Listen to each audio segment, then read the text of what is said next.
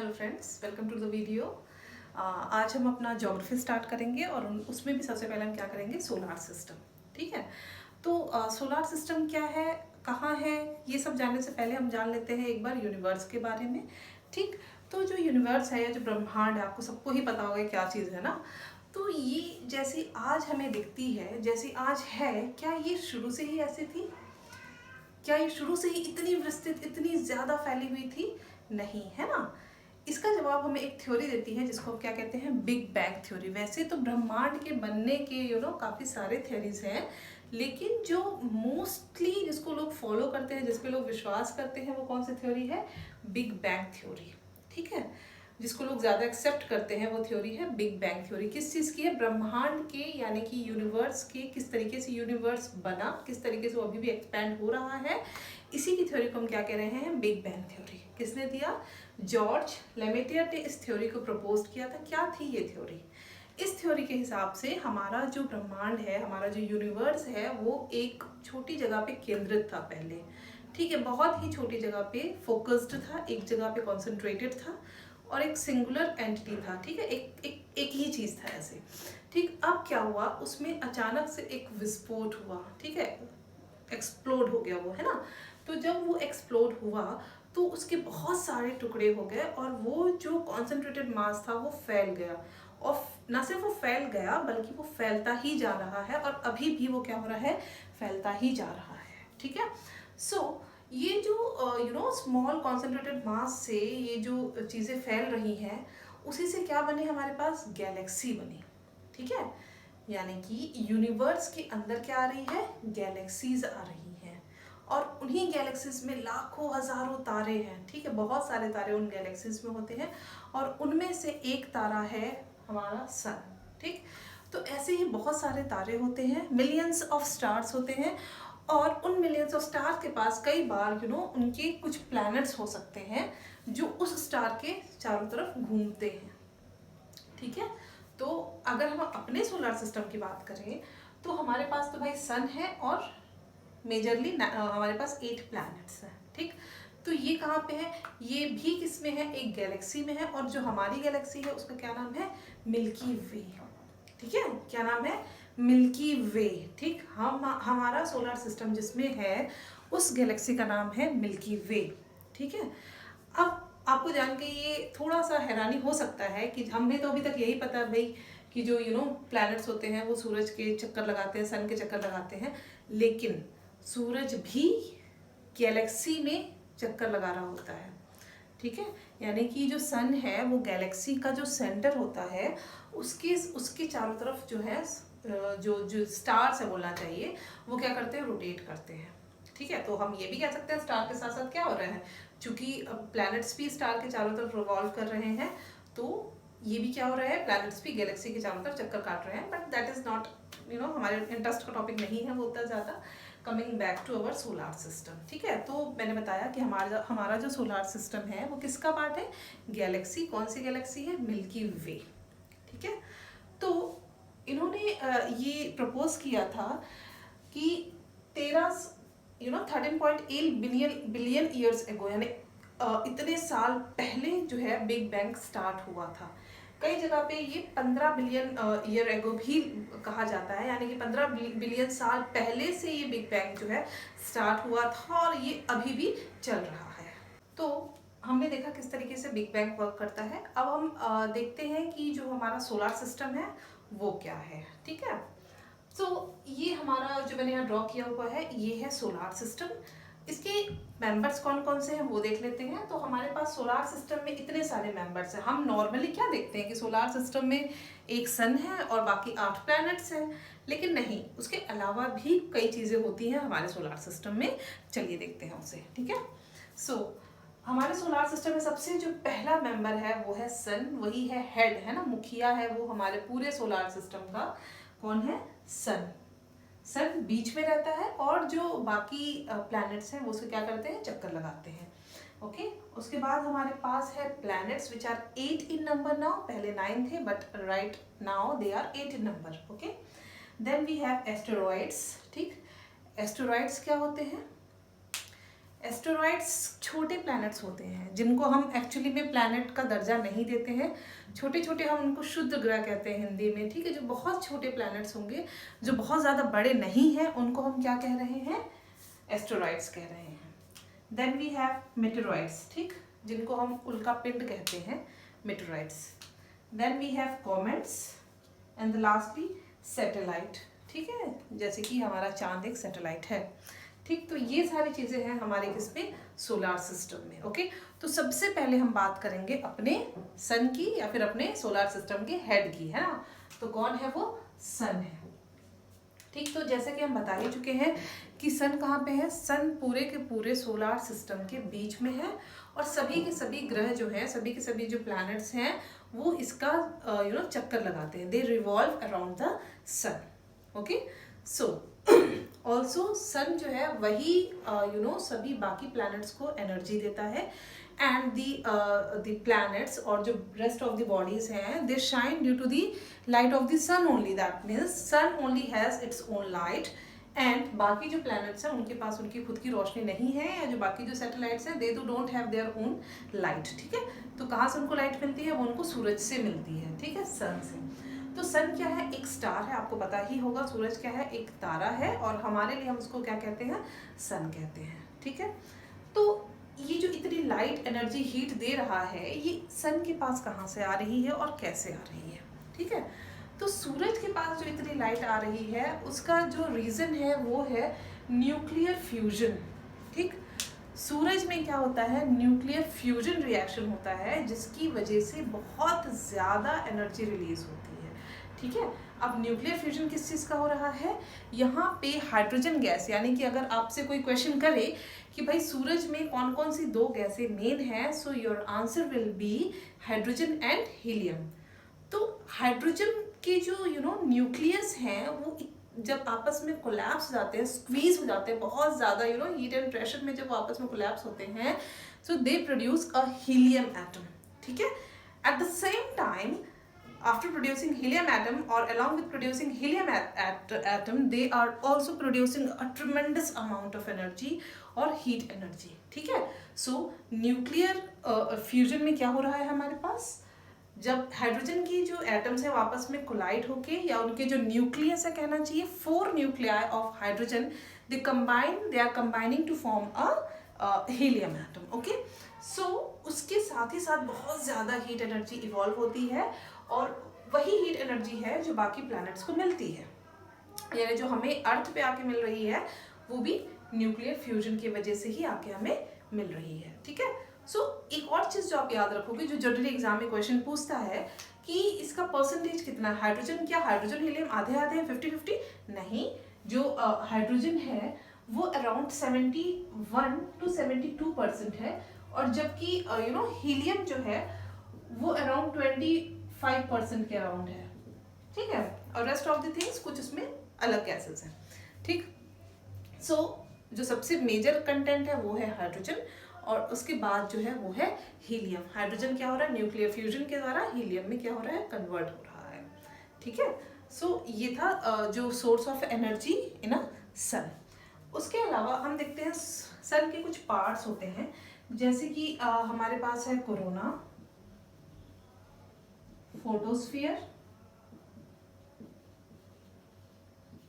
Then हमारे पास है कोर है सूरज का,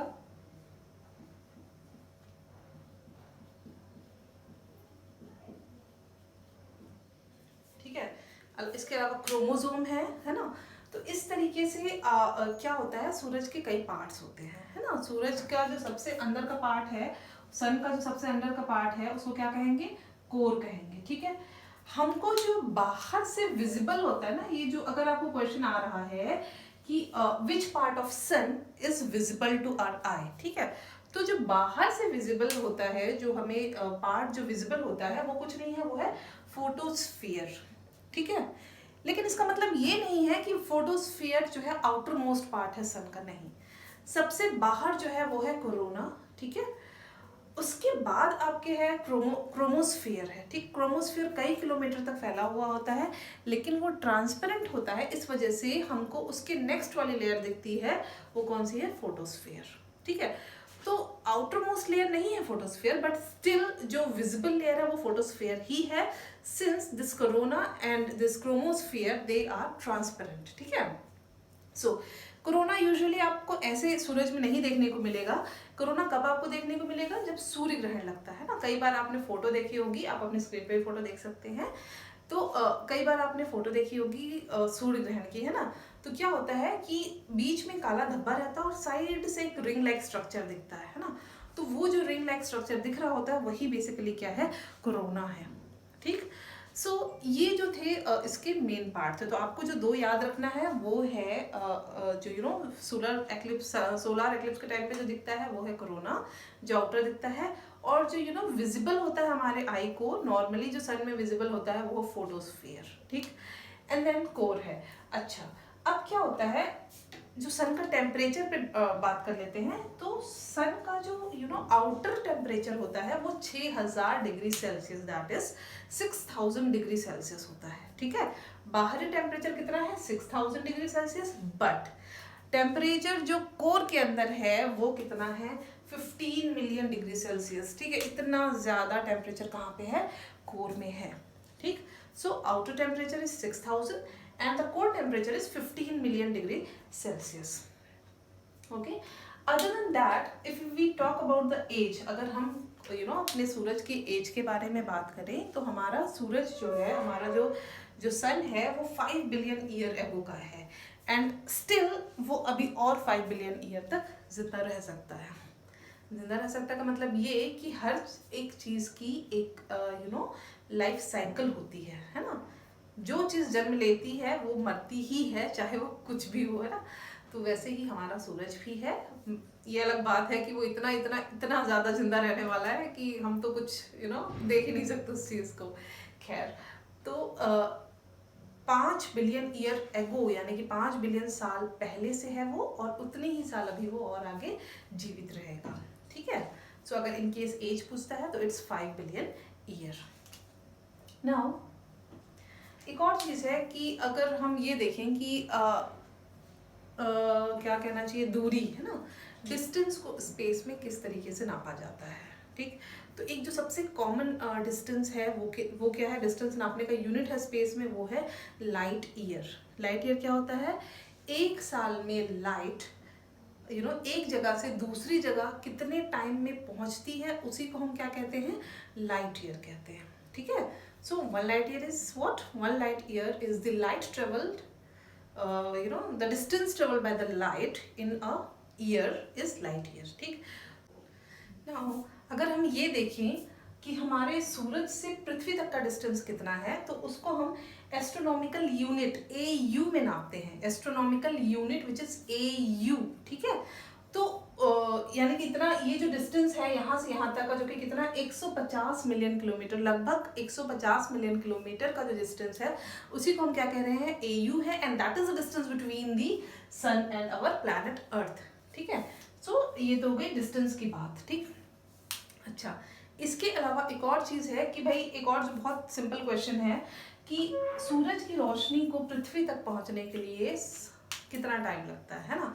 तो इट्स 8 मिनट एंड 20 सेकेंड्स, ठीक है। यानी कि अगर यहाँ से लाइट चली तो यहाँ पे हमें कब दिखेगी? वो 8 मिनट और 20 सेकेंड बाद ही दिखेगी, ठीक है। यानी कि अगर यूँ कह लें कि भाई सूरज अचानक से मर गया मतलब कि उसकी एनर्जी खत्म हो गई, ठीक है। अब वो जल नहीं रहा है, वो लाइट प्रोड्यूस नहीं कर रहा है, तो आपको क्या लगता है कि तुरंत हमारी पृथ्वी पे अंधेरा हो जाएगा? नहीं, हमारी पृथ्वी पे अंधेरा होने के लिए 8 मिनट 20 सेकेंड का टाइम और लगेगा, ठीक है। यानी कि हमें जब तक पता चलेगा कि सूरज मर चुका है ना, तब तक 8 मिनट 20 सेकेंड निकल चुके होंगे, हमें तुरंत पता नहीं चलेगा, ठीक। So light is taking how much time? 8 minutes 20 seconds to reach from sun to our planet Earth, ठीक है। तो ये तो था जो किसके बारे में? हमारे सन के बारे में। Now let's see the next member which is planets, ठीक। तो जैसे कि मैंने बताया कि हमारे सोलर सिस्टम में 8 प्लैनेट है। पहले 9 था, तो प्लूटो भी था लेकिन उसको हटा दिया गया है, ठीक है। सो लेट्स सी कौन कौन से प्लैनेट है। सबसे पहला है mercury, Venus, Earth, Mars, Jupiter, Saturn, Uranus और नेपच्यून, ठीक, तो सबसे पास कौन सा है? मरकरी, और सबसे उधर कौन सा है? वो है नेपच्यून, यानी कि सबसे लास्ट कौन सा है? वो है नेपच्यून। ठीक, एक चीज आप देख रहे होंगे, प्लैनेट के अलावा मैंने ये बीच में कुछ रेड स्पॉट्स बनाए हैं, वो क्या है? वो है एस्टेरॉइड्स हैं, यानी कि ये एस्टेरॉइड की एक बेल्ट है जो कहाँ पाई जाती है। ये अगेन एक इम्पॉर्टेंट क्वेश्चन है कि जो एस्टेरॉइड बेल्ट है वो कहाँ पाई जाती है? It's between Jupiter and Mars. ठीक है, जुपिटर के ऑर्बिट और मार्स के ऑर्बिट के बीच में ये एस्टेरॉइड बेल्ट्स जो हैं एस्टेरॉइड बेल्ट वहाँ पे एग्जिस्ट करती है, यानी कि हम ये कह सकते हैं कि जनरली जो एस्टेरॉइड्स हैं वो मार्स और जुपिटर के जो बीच में जो ऑर्बिट है उनके बीच में क्या करते हैं? रिवॉल्व करते हैं। इन प्लैनेट्स के बारे में कुछ और चीजें देखते हैं। देखिए, ये जो प्लैनेट है that is Mercury, Venus, Earth, Mars, that is up to Mars, इनको हम इनर प्लैनेट कहते हैं according to the distance from the sun. ठीक है, तो इनकी डिस्टेंस सन से क्या है? कम है as compare to the those जो बाकी के 4 प्लैनेट्स हैं। तो according to the distance these 4 are called inner planet, और उन चारों को हम क्या कहते हैं? Outer planet. ठीक है, डिस्टेंस के अगर हिसाब से हम बात करें तो जो पहले के 4 हैं यानी कि मरकरी, वीनस, अर्थ, मार्स, वो कौन से है? इनर प्लैनेट, और जुपिटर, सैटर्न, यूरेनस और नेपच्यून क्या है? Outer planet. ठीक है, on the basis of distance. उन्हीं को ही हम अगर डेंसिटी के हिसाब से क्लासिफाई करना चाहें तो ये जो पहले के 4 हैं वो क्या है? टेरेस्ट्रियल प्लैनेट है। ठीक है, और जो बाद के 4 हैं वो है जोवियन प्लैनेट। ठीक, टेरेस्ट्रियल प्लैनेट और जोवियन प्लैनेट में क्या डिफरेंस है? ठीक, पहले के जो प्लैनेट हैं वो भारी हैं, ठीक है, उनकी डेंसिटी ज्यादा है और comparatively they are smaller in size as compare to Jovian planets. ठीक है, क्या है? ये भारी है, ये ठोस चीजों से बने हुए हैं, they are made up of solid things. Which one? These 4 which are terrestrial planets, they are made up of solid thing, they have high density and they are smaller as compared to the Jovian planets. इसका मतलब ये कि ये जो 4 हैं बाकी के Jupiter, Saturn, Neptune and what else? Uranus, है ना। तो ये जो 4 हैं ये क्या है? इनसे क्या है? हल्के हैं, they have less density, generally वो गैसियस से बने होते हैं। ठीक है, तो और वो बड़े हैं साइज में। ठीक, सो ये दोनों डिफरेंस है किसमें? टेरेस्ट्रियल एंड जोवियन प्लैनेट्स में। ठीक है, तो अगर पूछेगा कि ऐसा क्वेश्चन आ सकता है कि इनमें से कौन सा जोवियन प्लैनेट नहीं है, ठीक है, ये सारे ऑप्शन के साथ उसमें से एक ऑप्शन दे सकता है, या फिर इस तरीके से क्वेश्चन आ सकता है which among the following is not a terrestrial planet, so you can answer it, है ना। सो अब इसमें से हम देखते हैं जो सबसे पहला ग्रह है हमारे पास, जो सबसे पहला प्लैनेट है वो है मरकरी। ठीक, so again important question, the smallest planet of solar system is Mercury, the planet which is near to the sun is Mercury। ठीक है, and one more thing regarding this planet is ये अपना जो revolution होता है, revolution मतलब when a planet is revolving around, यानी कि किसी दूसरे चीज के चक्कर लगा रहा है, जब वो सन के चक्कर लगा रहा है उसको हम क्या कह रहे हैं? revolution। see we have 2 things, है ना, हमारे पास 2 चीजें हैं, एक rotation है और एक revolution है। रोटेशन मतलब कि जब ये अपना खुद का ही अपने खुद के एक्सिस पे घूम रहा है। ठीक है, तो दिस इज रोटेशन। जैसे कि पृथ्वी अपने अर्थ अपने एक्सिस पे घूमती है जिसकी वजह से दिन रात होता है, that is something called rotation. लेकिन अगर इसके चारों तरफ कोई और घूम रहा है, that is this one is doing revolution around this. ठीक है, इसी तरीके से यानी कि पृथ्वी या बाकी के प्लैनेट्स जब सूर्य का चक्कर लगाएंगे, जब सन का चक्कर लगाएंगे, so that will be termed as revolution, and if they are rotating, if they are spinning on their own axis, then it is rotation. ठीक है, सो जो मरकरी है उसका जो रेवोल्यूशन पीरियड है वो सबसे कम है और वो अराउंड 88 डेज में अपना एक पूरा रेवोल्यूशन सन का कर लेता है। यानी कि मरकरी पे अगर आप रहोगे तो आपका जो साल है वो 365 डेज का ना होकर सिर्फ 88 डेज का होगा। ठीक है, लेकिन आप वहाँ रह सकते हो क्या? नहीं रह सकते, because it do not have atmosphere. ठीक है, यहाँ बहुत ज़्यादा गर्मी है। रिमेंबर, मैं सिर्फ ये बोल रही हूँ कि बहुत ज़्यादा गर्मी है, मैं ये नहीं कह रही हूँ कि ये सबसे गर्म प्लैनेट है। ठीक है, सो वो कोई और है।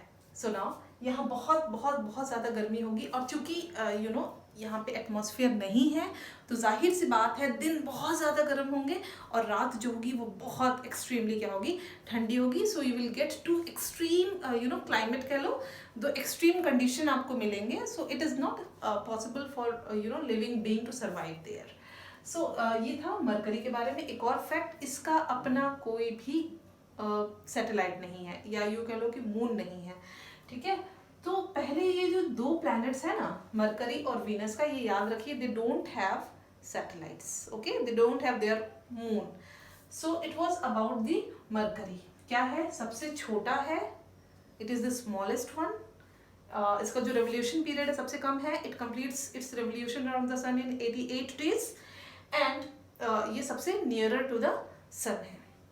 Now we come to Venus. बहुत ज़्यादा इंपॉर्टेंट है आपके एग्जाम पॉइंट ऑफ व्यू से. ठीक है, सो जो मैं बता रही थी कि ये इसके पास ज़रूर है, लेकिन सबसे गर्म जो प्लैनेट है वो कौन सा है, वीनस ही है.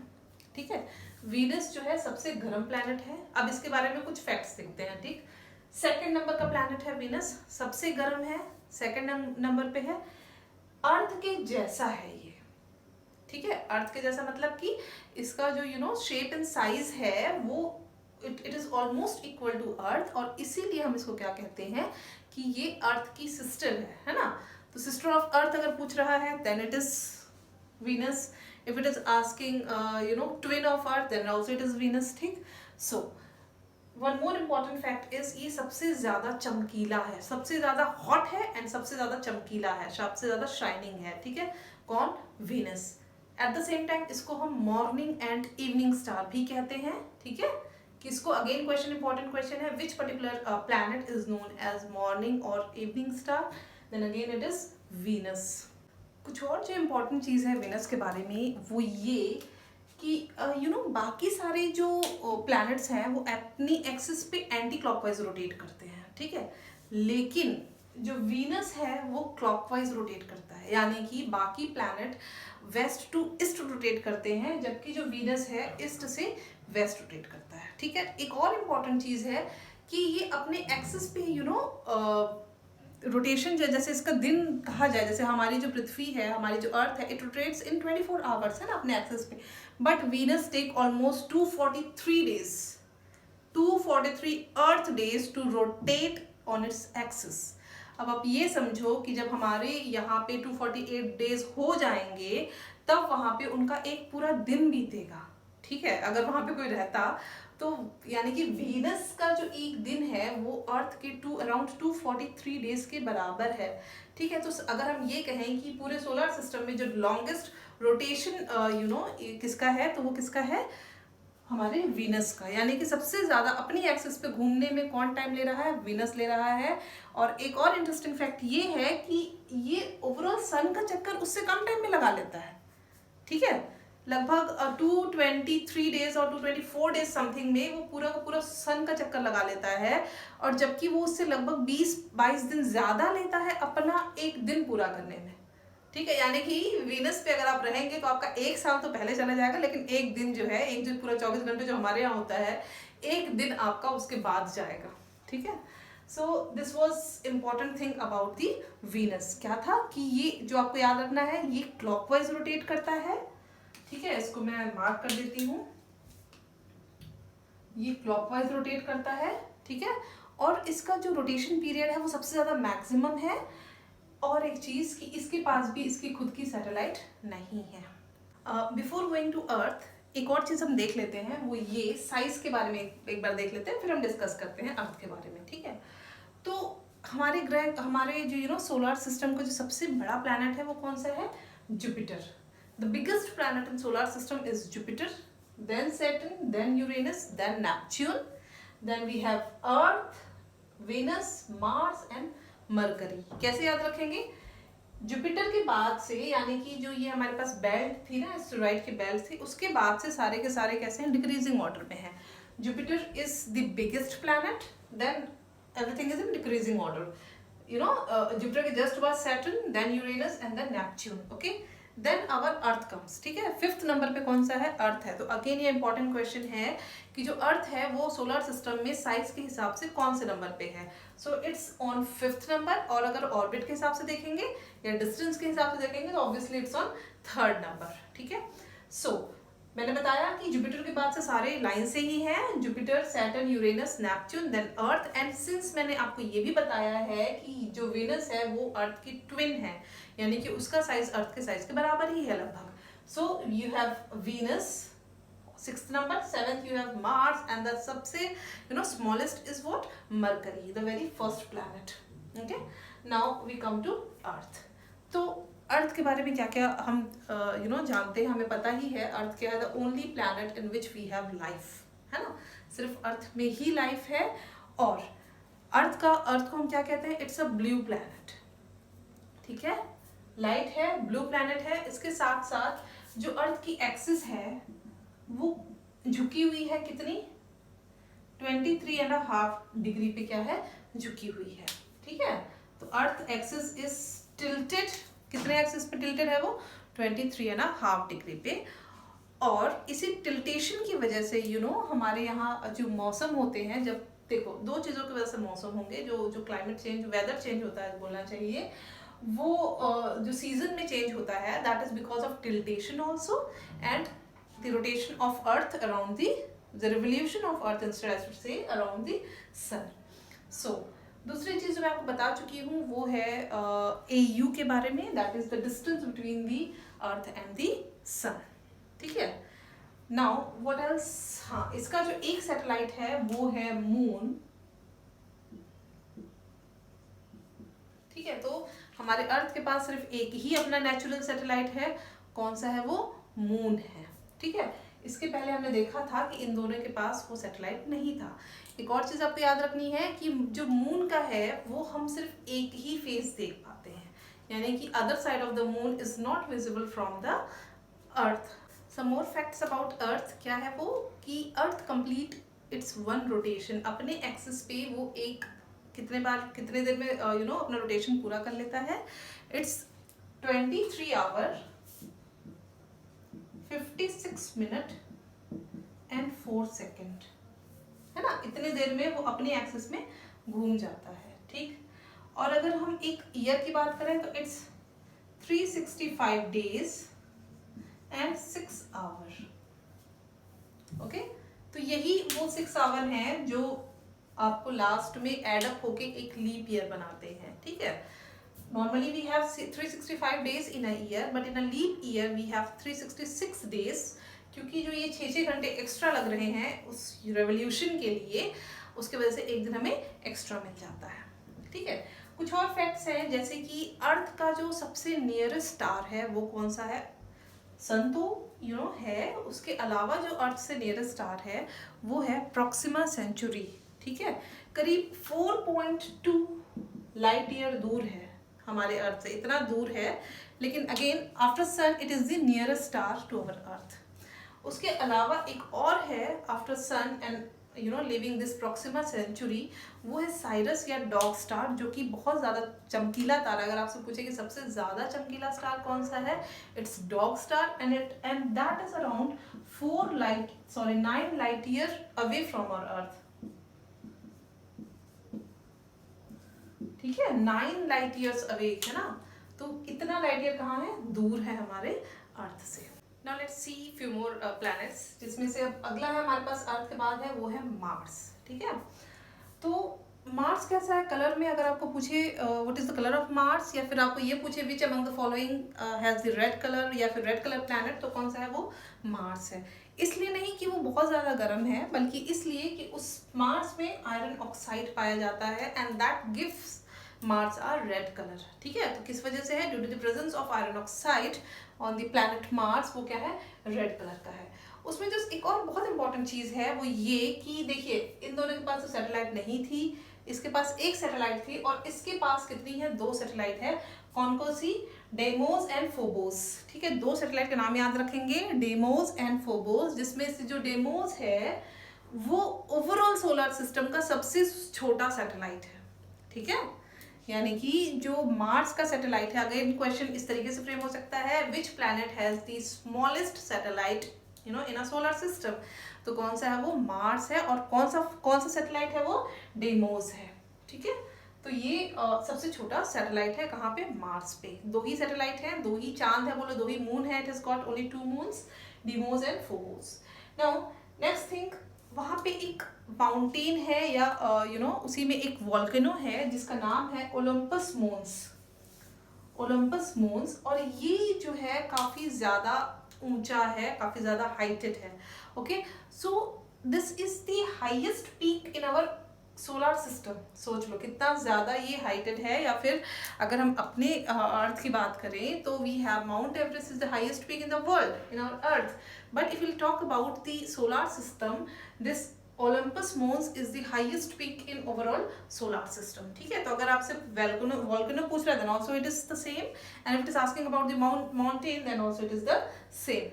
Okay, now we move to the our 5th planet which is the biggest planet of solar system. कौन सा है, Jupiter. ठीक है, तो जुपिटर के बारे में जो इंटरेस्टिंग फैक्ट हुई, सबसे पहले ये है कि सबसे पहले तो बड़ा है ही है, सबसे बड़ा है। अदर देन दैट वो अपना जो एक रोटेशन करता है ना अपनी जगह पे, जो वो घूमता है वो सबसे कम टाइम में कर लेता है, विच इज 10 आवर ओनली। यानी कि जुपिटर पे जो एक दिन का समय रहेगा, जैसे हमारे अर्थ पे इट इज 24 आवर्स, यहाँ पे कितना है, इट्स जस्ट 10 आवर्स। सो अगर आपसे पूछ रहा है कि सबसे कम टाइम में कौन से प्लैनेट रोटेट कर लेता है, तो it's Jupiter only. And again one more interesting fact कि जुपिटर के पास अपनी सैटेलाइट बहुत ज्यादा है, विच इज इन नंबर 67 है ना। तो 67 सैटेलाइट्स है, ठीक है, और जिसमें से जो गैनीमेड सैटेलाइट है वो ओवरऑल सोलर सिस्टम की सबसे बड़ी सैटेलाइट है। द लार्जेस्ट सैटेलाइट या largest natural satellite of solar system is Ganymede, and it is किसकी सैटेलाइट है वो, जुपिटर की। इसकी जो पहले के जो 4 सबसे बड़े 4 सैटेलाइट हैं उनको किसने डिस्कवर किया था, या फिर जुपिटर के जो सबसे बड़े 4 मून्स हैं उसको गैलीलियो ने डिस्कवर किया था। ठीक है, गैलीलियो से एक और चीज याद आई जो मैं बताना भूल गई कि सन में कुछ डार्क स्पॉट होते हैं। ठीक है, वो भी गैलीलियो ने ही डिस्कवर किया था। कई जगह पे सन में क्या होता है कि टेम्परेचर वहाँ का घट जाता है, टेम्परेचर वहाँ का कम हो जाता है, जहाँ पे आपको डार्क स्पॉट दिखने लगते हैं। ठीक है, तो वो जो है डिस्कवर किसने किया था, गैलीलियो ने। ठीक है, आप अपने स्क्रीन पे देख सकते हैं किस तरीके से दिख रहा है। और ये ऐसा नहीं है कि ये डार्क स्पॉट परमानेंट रहते हैं, ठीक है, ये चेंज होते रहते हैं। Okay, so coming back to a planet, we have this low density planet, यानी कि जो जुपिटर है उसकी डेंसिटी सबसे कम है। अगर अगेन ये क्वेश्चन पूछ रहा है विच planet in our solar system has the least density, so it's just Jupiter. Okay, so it was about the Jupiter. Next पे आते हैं Saturn। देखने से ही इंटरेस्टिंग लगता है, क्यों, क्योंकि उसके चारों तरफ रिंग बनी होती है। ठीक है, so again ये भी important question है कि which planet has the rings, so again it is Saturn। ठीक, तो सैटर्न कौन से नंबर का प्लैनेट है हमारे में, 6 नंबर का प्लैनेट है। क्वेश्चन इस तरीके से आ सकता है। और अगर हम देखें कि it's second largest planet of our solar system. तो एक और खास बात इसके बारे में ये है कि सैटर्न की डेंसिटी इतनी कम है, यानी कि इसकी डेंसिटी जो है पानी से भी कम है, its density is less than water, and if you keep the Saturn on the water it will float on it. ठीक है, उसकी डेंसिटी इतनी कम है कि अगर आप उसको पानी पे रख दोगे तो वो पानी पे क्या करेगा, तैरेगा। ठीक है, नाउ इसकी जो रिंग्स है कितनी है, it is 7 in number, and again this planet has also got lots of satellite which is 62 in number, and जो टाइटन है वो इसका सबसे बड़ा सैटेलाइट है। रिमेंबर वन थिंग, जो जुपिटर का सैटेलाइट था गैनीमेड, वो जुपिटर का सैटेलाइट सबसे बड़ा सैटेलाइट के साथ साथ वो ओवरऑल सोलर सिस्टम का भी सबसे बड़ा सैटेलाइट था। एंड जो सैटर्न का सबसे बड़ा सैटेलाइट है वो है टाइटन, और वो सेकंड लार्जेस्ट सैटेलाइट है कहाँ का, ओवरऑल सोलर सिस्टम का। ठीक है, ऑल्सो ये जो है सैटर्न वो रात में क्या होता है, ये सारे जो प्लैनेट्स हैं कई बार हमको तारे के in the form of stars वो हमको रात में दिखते हैं।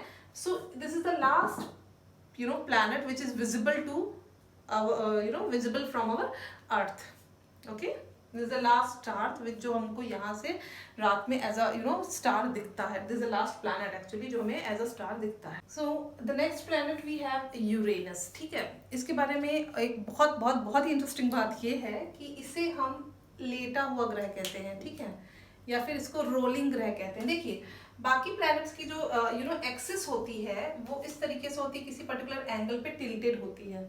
इसकी एक्सिस इतनी ज्यादा टिल्टेड है कि ये ऑलमोस्ट ऐसे इसकी एक्सिस हो गई है, यानी कि जो बाकी प्लैनेट का जो इक्वेटर वाला पोर्शन रहता है ना, वो इसका एक्सिस वाला पोर्शन हो गया है, यानी कि ये इस तरीके से रोटेट कर रहा है, ऐसे रोटेट कर रहा है। बाकी प्लैनेट ऐसे रोटेट करते हैं, तो ये इस तरीके से रोटेट कर रहा है। ठीक है, इस तरीके से रोटेट कर रहा है, यानी कि जो इसकी एक्सिस है, मान लीजिए नॉर्थ पोल और साउथ पोल, वो ऐसे दिखते हैं मानो कि जैसे बाकी प्लैनेट्स में उनके इक्वेटर जिस जगह पे हैं वो उनकी इसमें वो पोल है उस जगह पे, उनका जो एक्सिस है वो है उस जगह पे। ठीक है, इसके साथ साथ एक और चीज ये कि अगेन जैसे कि हमारा वीनस जो है वो क्लॉकवाइज डायरेक्शन में रोटेट कर रहा था, बाकियों से अलग रोटेट कर रहा था। बाकी सारे प्लैनेट हैं जो एंटी क्लॉकवाइज रोटेट करते हैं, सिर्फ वीनस और ये जो यूरेनस है ये कैसे है, ये क्लॉकवाइज रोटेट कर रहे हैं। ये आपको याद रखना है कि सोलर सिस्टम में कौन से दो ऐसे प्लैनेट हैं जो बाकियों से अलग रोटेट करते हैं, या इस तरीके से आ सकता है कि जो क्लॉकवाइज रोटेट कर सकते हैं, या इस तरीके से आ सकता है कि जो ईस्ट से वेस्ट रोटेट करते हैं। सो वो कौन से हैं, वीनस और यूरेनस। ठीक है, यानी कि ये कि यहाँ हमारे यहाँ सूरज किधर से निकलता है, the sun rises from east. उनके यहाँ सूरज अगर कोई होता या फिर वहां जो सूरज निकलता होगा it rises from west direction. Okay, कहाँ पे, यूरेनस और वीनस में। अच्छा, ये जो है इसका कलर कैसा, ब्लूइश ग्रीन कलर का है, यानी कि ये जो प्लैनेट आपको दिखेगा ये किस कलर का दिखेगा, ब्लूइश ग्रीन कलर का, due to the presence of methane gas. And one more thing is, इसमें भी रिंग्स होती हैं, जैसे कि सैटर्न में रिंग्स है, इसमें भी इस तरीके से रिंग्स हैं, बट दे आर फेड है। ठीक है, वो उतनी क्लियर नहीं है, फेड है, इस वजह से वो हमको उतने प्रॉपरली दिखते नहीं, but still it has got rings and they are 10 in numbers. Okay, the last very last planet is obviously Neptune. अगर इसका पूछता है कि साइज के हिसाब से कौन सा नंबर है, it's 4th number, but it is last one. ठीक है, और नेपच्यून और यूरेनस को हम क्या कहते हैं, ट्विन प्लैनेट कहते हैं। जैसे कि हमने अर्थ और वीनस को कहा था ट्विन प्लैनेट, वैसे ही Neptune and Uranus is also called as twin planet. And its colour, अगर आपको ग्रीन कलर पूछ रहा है किसका है, तो वो है नेपच्यून का। Again it is because of the methane gas present in the Neptune. Okay, इसके अलावा एक और चीज़ है जो मून के बारे में कुछ फैक्ट जान लेते हैं। मून किसका सैटेलाइट है, it is the satellite of our Earth, है ना। तो ये अपना एक कंप्लीट करने के लिए, अर्थ का चक्कर लगाने के लिए कितना टाइम लेता है, it takes 27 days 7 hours and 43 minutes। ठीक है, और साथ ही साथ इसका distance from earth it is 3,84,000 kilometre. पैदल चल के जाके देखना मून तक, है ना। Few more things about the solar system. जैसे मैंने आपको बताया था एस्टेरॉइड्स। ठीक है, ये क्या है, एस्टेरॉइड्स हैं, यानी कि वो छोटे ग्रह, क्षुद्र ग्रह जिनको कहते हैं, जो कि हमारे पास मार्स और जुपिटर के बीच के ऑर्बिट में क्या होते हैं, रिवॉल्व करते रहते हैं अराउंड दी सन। ठीक है, उसमें से एक इम्पॉर्टेंट क्वेश्चन ये है कि एक सेरस करके जो एस्ट्रॉइड है वो सबसे बड़ा एस्ट्रॉइड है हमारे सोलर सिस्टम में। ठीक है, other than that we have meteoroids. So basically meteoroids कैसे बन रहे हैं, जो इनको हम उल्का पिंड कहते हैं। ये तो क्या है, सूक्ष्म ग्रह, क्षुद्र ग्रह, जो छोटे से ग्रह हैं उनको कह रहे हैं। जो मीटेरॉइड्स हैं उनको हिंदी में हम क्या कह रहे हैं, उल्का पिंड कह रहे हैं। ठीक है, सो ये उल्का पिंड कैसे बनते हैं, इनके आपस में टकराव से, इनके आपस में टकराने से, collision between the asteroids, these meteoroids are form. ठीक है, और यही हमारे अर्थ में क्या होते हैं, कई बार अर्थ पे आके गिरते हैं। वैसे तो जो हमारा एटमॉस्फेयर है वो बहुत सारी चीज़ों से हमें प्रोटेक्ट करता है, उसमें से एक जो है मीटेरॉइड्स भी हैं। यानी कि मीटेरॉइड्स जब अर्थ सरफेस में, जब अर्थ एटमॉस्फेयर में एंटर करता है, due to the friction of the atmosphere, वो जो मीटेरॉइड्स है वो जलने लगते हैं। And lot many meteoroids they don't come up to the Earth surface. ठीक है, वो एटमॉस्फेयर में ही जल जाते हैं। लेकिन कई बार ऐसा भी हो सकता है कि मीटेरॉइड्स ज़्यादा बड़े हैं और पूरी तरीके से नहीं जलते हैं, तो वो हमारे अर्थ पे भी आ सकते हैं। ठीक है, तो उसी का एक एग्जाम्पल है हमारे पास जो लोनार लेक है महाराष्ट्र में। कई जगह पे ये लिखा हुआ है कि वो एस्टेरॉइड से बने हैं, कई जगह से मीटेरॉइड से बने हैं। तो सिंस जो है मीटेरॉइड्स जो एस्टेरॉइड से ही बने हैं, तो आप दोनों ही चीजें ले सकते हैं। तो वो उसी वजह से बना, मतलब एक क्रेटर सा बन गया। जब ये मेट्रॉइड आके जमीन पे टकराया तो एक क्रेटर से बन गया बहुत बड़ा, जो कि आज हमारे महाराष्ट्र में एक लेक के फॉर्म में है। ठीक है। Other than that we have comets, यानी कि जो धूमकेतु जिसको हिंदी में कहते हैं, इसको आप एक और कॉमन नाम से जानते हैं जो कि है पुच्छल तारा, है ना, कभी सुना होगा आपने। क्या होता है, ये किस चीज से बना होता है, डस्ट, आइस और गैस से। ये जो कॉमेट्स है ये सन के चक्कर लगाते हैं, और आपको पता है कि जो हमारे प्लैनेट्स भी हैं वो एक सर्कुलर फॉर्म में चक्कर नहीं लगाते, एकदम सर्कुलर फॉर्म में नहीं लगाते हैं, इलेप्टिकल वे में वो चक्कर लगाते हैं। ठीक है। तो जब ये कॉमेट्स कई बार सूरज के, सन के काफ़ी ज़्यादा नज़दीक आ जाते हैं तो उसकी गर्मी की वजह से दे स्टार्ट बर्निंग। ठीक है। और उनमें से गैस प्रोड्यूस होने लगता है। ठीक है। किसमें से, कॉमेट से गैस प्रोड्यूस होने लगता है, और जो कि हमें इस तरीके से, जैसे मान लीजिए ये वो स्टार है या कॉमेट है, इस तरीके से उसकी एक टेल लाइक स्ट्रक्चर दिखता है हमें। इस तरीके से स्टार का एक टेल लाइक स्ट्रक्चर दिखेगा। ठीक है। उसी को हम क्या कहते हैं, पुच्छल तारा कहते हैं। ठीक है। सो इस तरीके से क्या हो रहा है, टेल लाइक स्ट्रक्चर दिख रहा है। क्यों? क्योंकि जो यहाँ पे जो डस्ट, आइस और गैस है, when it comes nearer to the sun, क्या होता है, इसमें से ये चीजें बर्न होने लगती है और उसमें से गैस प्रोड्यूस होने लगती है, and that gas is only visible as a tail of that star. ठीक है। तो उसी को हम क्या कह रहे हैं, पुच्छल तारा कह रहे हैं। ठीक है। So this was all about the solar system. I hope आपको ये क्लास समझ में आई होगी। Thank you very much.